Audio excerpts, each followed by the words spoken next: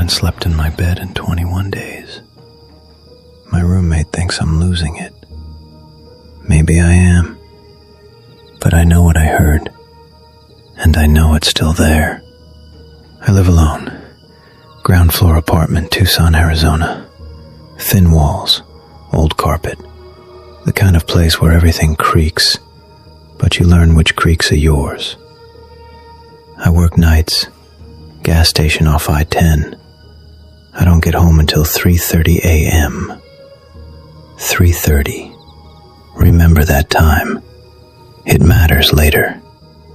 Thursday night. Got home. Didn't turn on the lights. I never do. The street lamp outside bleeds enough orange through the blinds that I can move by shadow. Kicked off my shoes. Pulled my shirt off. Crawled into bed.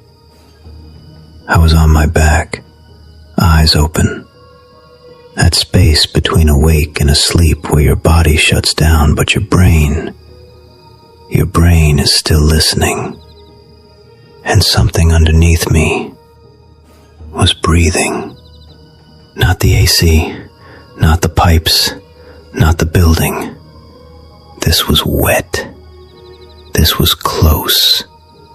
This was right under the bed frame. I held my breath.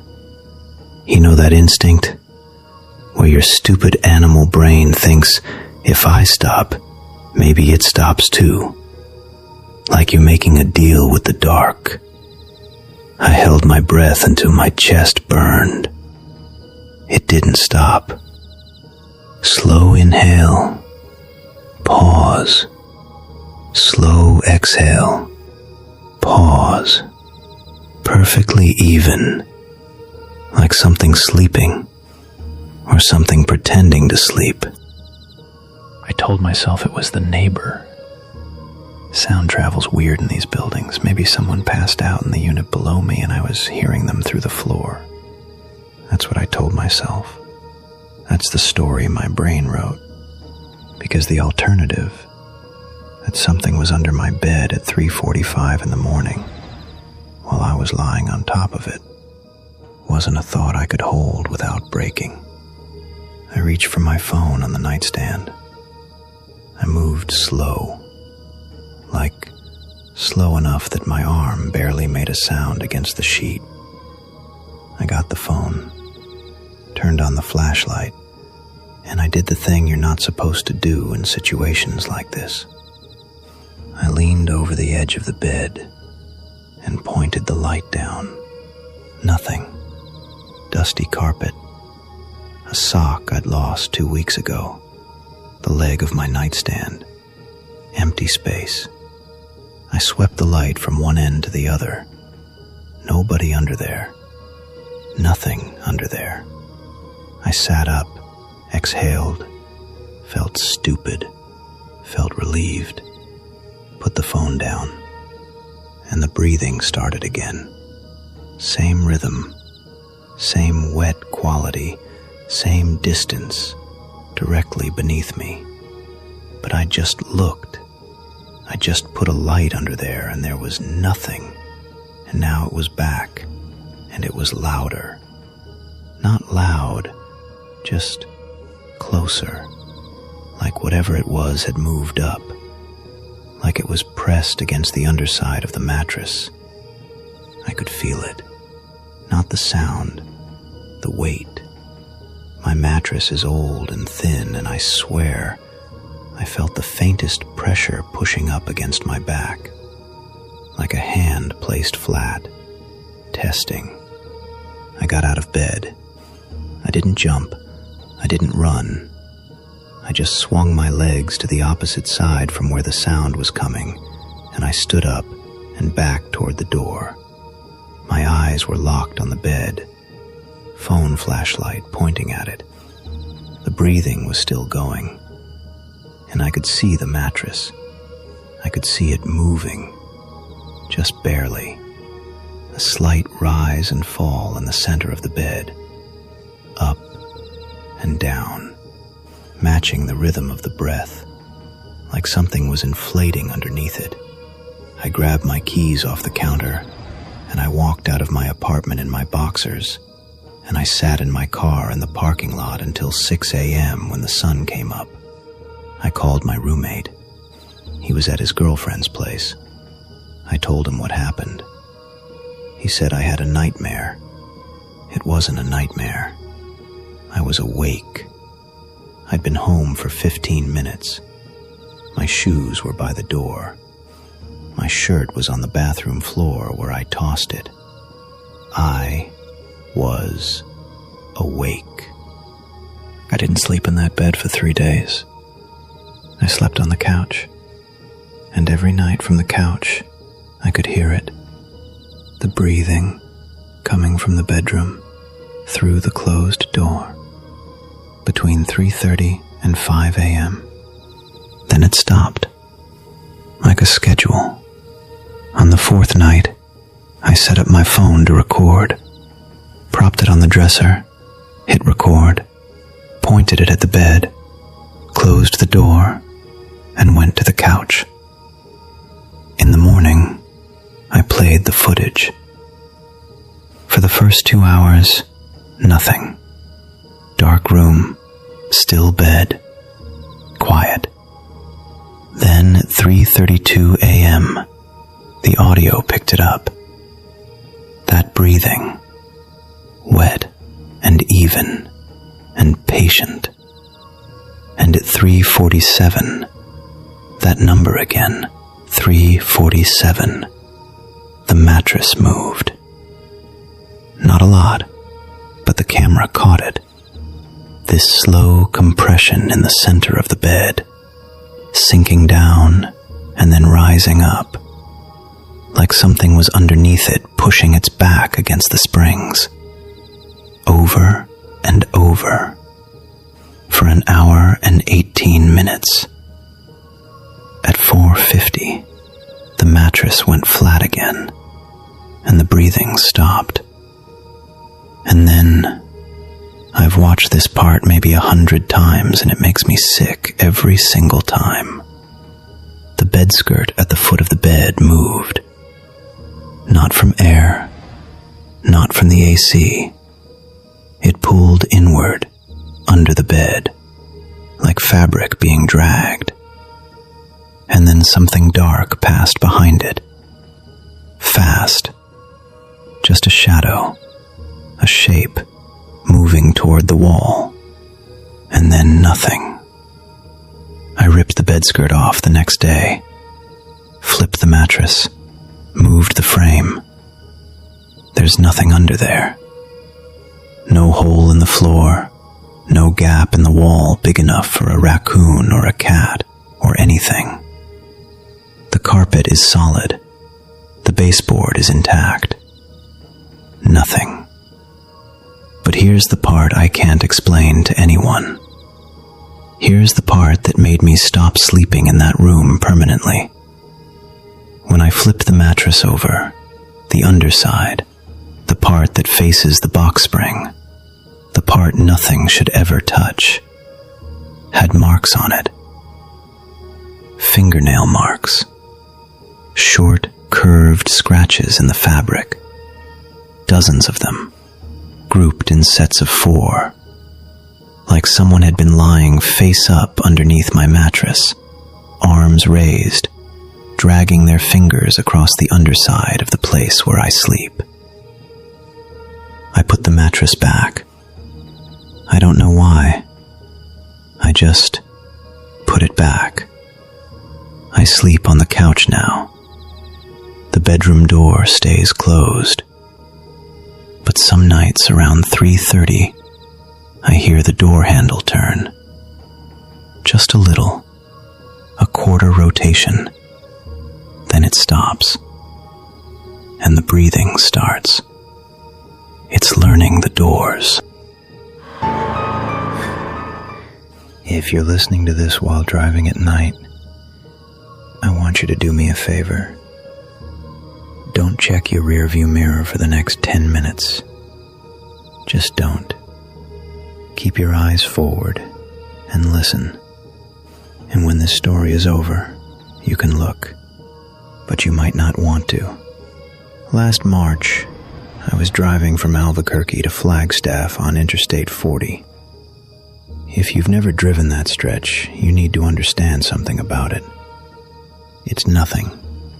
For hours. Dark, empty desert. No streetlights. No guardrails in some parts. Just your headlights cutting 200 feet of road out of absolute blackness. And the rest is faith. I left Albuquerque around 11 p.m. because I'm stupid, and I was trying to make it to my sister's place by morning for her daughter's birthday. I had coffee. I had a full tank. I had a podcast running about the history of Roman concrete. Normal drive. Normal night. I'd done this route maybe 6 times before. Somewhere around 1:30 a.m., I was between Gallup and the Arizona border. Middle of the Navajo Nation. No other cars, no signal on my phone. Just me and the center line and the dark. That's when I saw someone on the side of the road. A figure, standing on the shoulder about 50 feet ahead, just standing. Not walking, not waving, not thumbing a ride. Arms at their sides, facing the road. Facing me. My headlights hit them for maybe 2 seconds as I passed. Tall, thin, dark jacket. And their head turned to follow my car. Not their body, just the head. Smooth, like a security camera tracking movement. My foot pressed the gas without me telling it to. That reflex, that ancient part of your brain that doesn't need to understand something to know it's wrong. I checked the rearview mirror and the figure was gone. Not walking away, just gone. The shoulder was empty. I turned the podcast back up, cracked the window. Cold desert air. I told myself it was a stranded motorist, a hitchhiker, somebody weird but human, and I'd already passed them and it was fine. About 10 minutes later, I smelled something in the car, like wet wool and copper. That specific smell of clothes that have been soaked in something metallic and left to dry wrong. I sniffed my own jacket. Nothing. Checked the vents. Nothing. I looked in the rearview mirror to check if I'd left the window cracked in the back. Someone was sitting in my back seat. I saw their shape in the mirror for 1 second. 1 second. Dark jacket, head slightly forward, looking at the back of my head. And then the car went past a mile marker sign that reflected my headlights, and the flash lit up the whole interior for a fraction of a second, and I saw the face. It wasn't right. The proportions were wrong. The jaw was too long, the eyes were too high on the forehead, and the mouth was open. Not like screaming, like smiling. Too wide, way too wide for a human mouth. I screamed. I actually screamed. I've never screamed as an adult male before that moment. My foot went flat on the gas and I was doing 95, gripping the wheel so hard my knuckles were white, and I could not bring myself to look in that mirror again. But I could smell it. Wet wool and copper, closer now, like it was leaning forward. And I heard something over the engine noise, over the wind, over my own heartbeat pounding in my ears. Breathing, right behind my neck, close enough that I felt the air move on my skin. I grabbed my phone with one hand. No signal, but the flashlight works without signal. I turned it on and pointed it at the rearview mirror. The back seat was empty. No one there. But the smell was still there. And the indentation, the middle seat in the back, the fabric was compressed. Like someone had just been sitting on it. Like someone had just stood up. I didn't slow down. I drove 90 miles an hour until I hit the Arizona border. And then I drove until I found a gas station that was open. A truck stop off exit 286. I pulled in, left the engine running, got out, and opened every door on my car. The back seat was empty, but the seatbelt, the middle seatbelt in the back, was pulled out, extended, like someone had been wearing it and then unclipped it. I always keep those tucked in. Always. They'd been tucked in when I left Albuquerque. I know that. And on the seat, I didn't see this until I turned the overhead light on. There were marks in the fabric, like something had been gripping the edge of the seat. 4 thin indentations on each side, finger marks. But the fingers were too long. The spacing was too wide. No human hand has that span. I stood in that truck stop parking lot for 45 minutes. A trucker came up and asked if I was okay because I was shaking.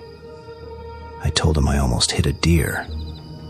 He said that happens on 40 all the time.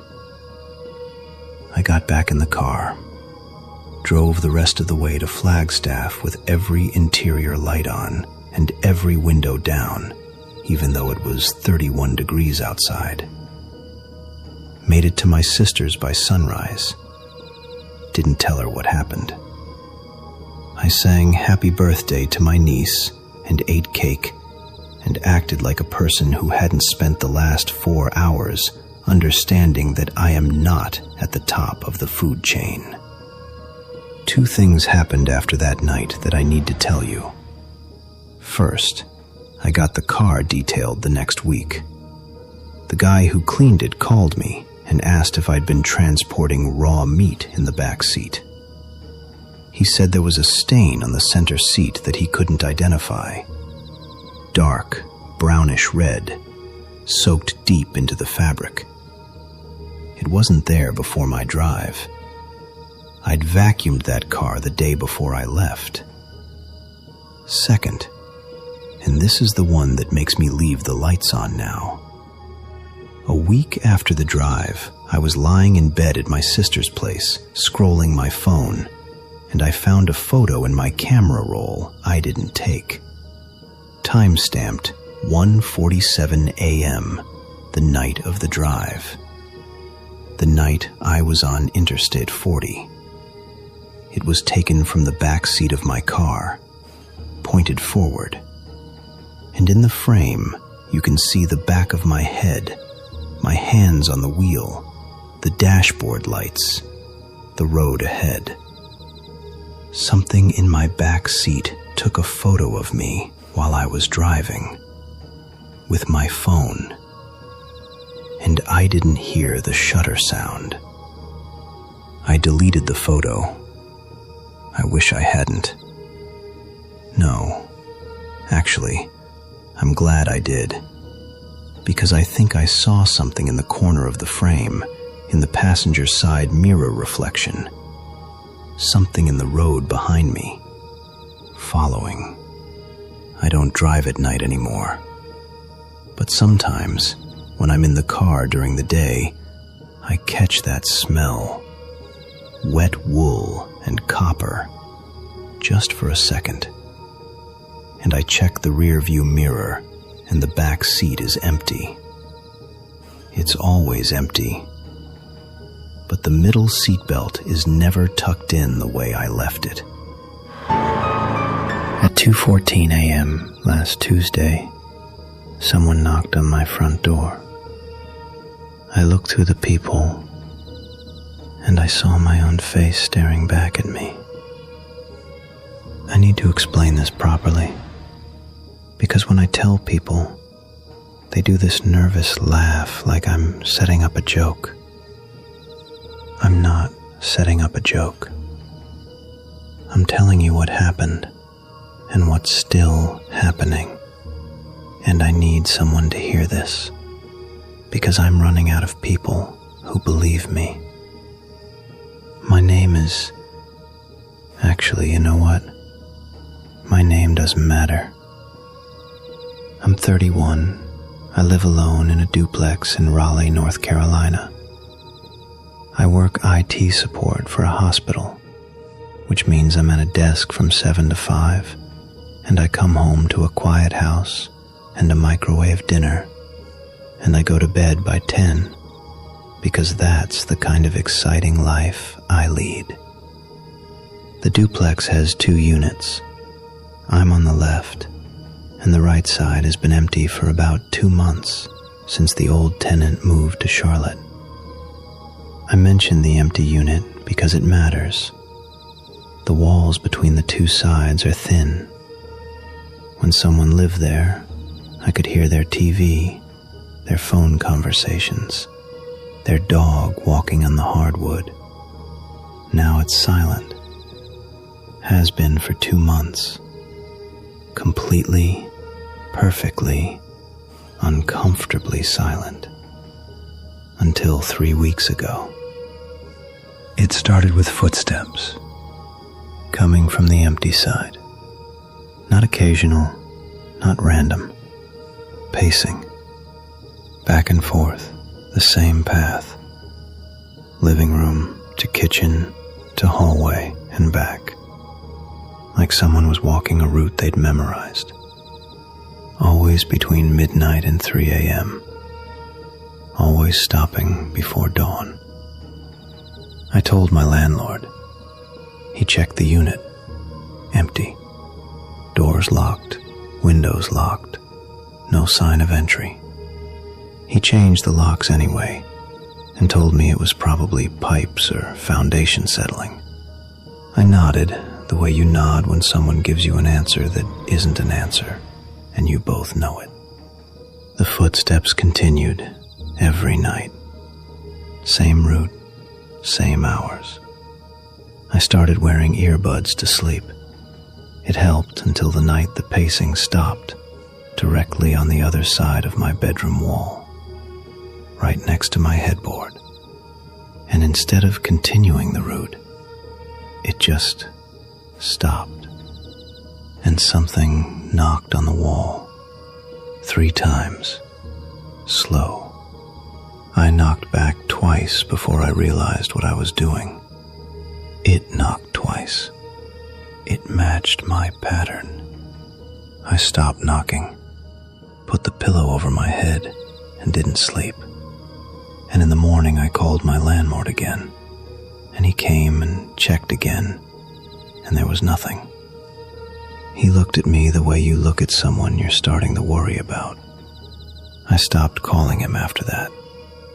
Then came the night with the door. It was a Tuesday. I remember because Tuesday is the one night I stay up late. I play games online with my college friends until midnight or so.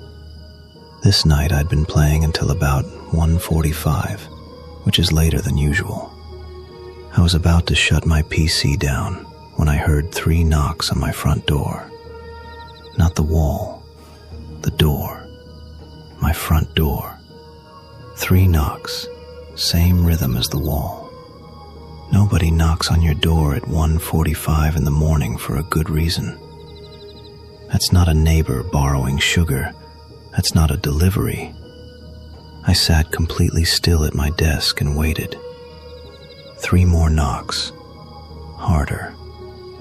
I got up and walked to the door. My duplex has one of those old peepholes, the fisheye kind that distorts everything into that weird bubble shape. I put my eye to it. The porch light was on. I always leave it on. And standing on my doorstep, close enough that their face filled the entire peephole lens, was a person. They were wearing my clothes, the gray shirt I'd thrown in the laundry basket that morning, the basketball shorts I wear around the house, my clothes. And the face was mine. But not right, not exactly. It was like someone had built my face from a description. The features were all there, the nose, the jaw, the stubble I hadn't shaved in 3 days. But the arrangement was off. The eyes were slightly too far apart, the mouth was a little too low, and the expression, it wasn't doing anything. No smile, no frown, no blinking. Just looking at the peephole, like it knew I was looking back. I backed away from the door.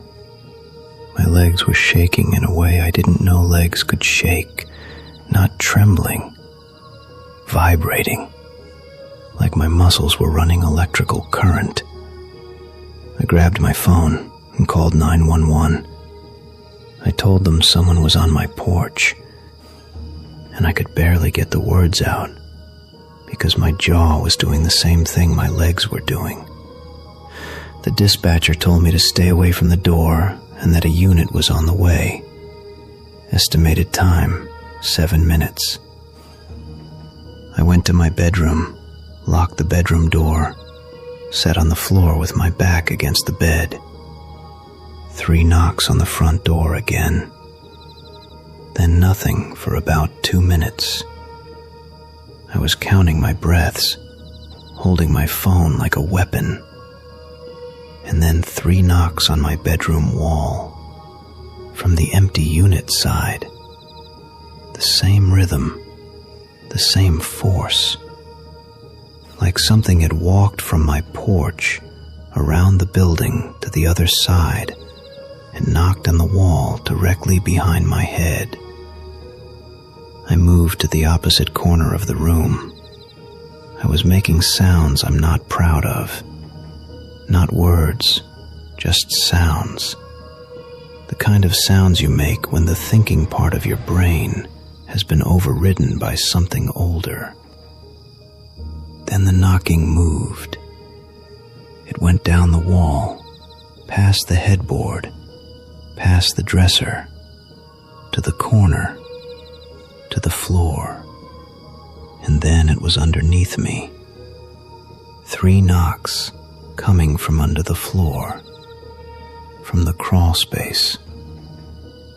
And then something spoke from under the floor, in my voice, clear enough to hear through the floorboards. It said my name, my full name, first and last, in the exact way I say it when I answer the phone at work. Let me in. I locked myself out. The cops arrived 6 minutes later. I heard them pull up, heard the radio, heard boots on the porch. One of them knocked and identified himself, and I almost didn't open the door because the last thing that knocked also sounded like it belonged there. I opened it. 2 officers. They checked the porch, checked around the building, checked the empty unit. Locked, empty, no disturbance. They checked the crawl space. One of them came back up with a weird look on his face. He said the crawl space was clear, nobody down there. But he said there were handprints in the dust, a lot of them, going in every direction, and they were all the same size. He asked if I'd been down there recently. I told him I didn't even know how to access the crawl space.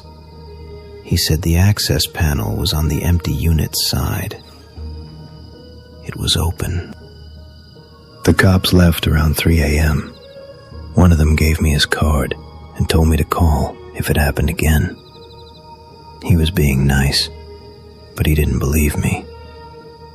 He believed someone was messing with me. Maybe a stalker. Maybe a neighbor with a grudge. He didn't believe what I saw through the peephole. He couldn't.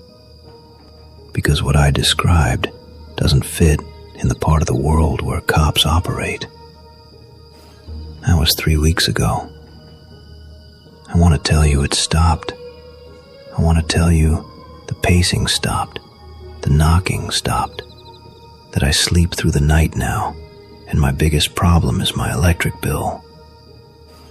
But every night since then, between midnight and 3, I hear the pacing in the empty unit. Same route. Living room to kitchen to hallway. And twice more the knocking has come to my door at night.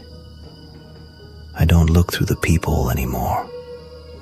Because the second time I looked, the face was better. The eyes were the right distance apart. The mouth was in the right place. It was closer to me than the first time. It was learning. And last night was different. Last night there was no knocking, no pacing. The empty unit was completely silent for the first time in weeks, and that should have been a relief, but it wasn't. Because the silence felt like the kind of silence a room has when someone is standing in it, holding their breath. I was lying in bed at 1:30 a.m. with every light on in the apartment, and I heard a sound. Not from the wall, not from the door, not from the crawl space, from inside my closet.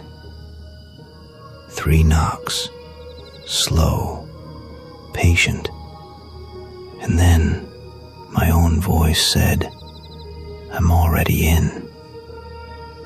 I'm at a motel right now, room 212 at the Econo Lodge off Capitol Boulevard. I've been here for 18 hours. My phone battery is at 11%, and the charger is at my duplex, and I'm not going back. But here's the thing that's going to keep me awake tonight, and every night after. When I left the house last night, running, no shoes, no jacket, I got to my car, and I looked back at the duplex. My unit on the left, lights blazing in every window. The empty unit on the right was dark, like always, except the front window. Someone was standing in it, wearing my clothes. Same gray shirt, same basketball shorts. And they raised a hand and waved at me, with my hand, wearing my face. And this time, the smile was right. It doesn't need to copy me anymore. It's finished. That's the frequency for tonight. 3 stories, and honestly, I don't really know what to say after that last one. If you're listening in the dark right now, I'm sorry, and I hope you're alone. I hope you're sure you're alone. Drop something in the comments. Tell me which one got you. And if you hear knocking tonight, don't answer it. Stay off the frequency.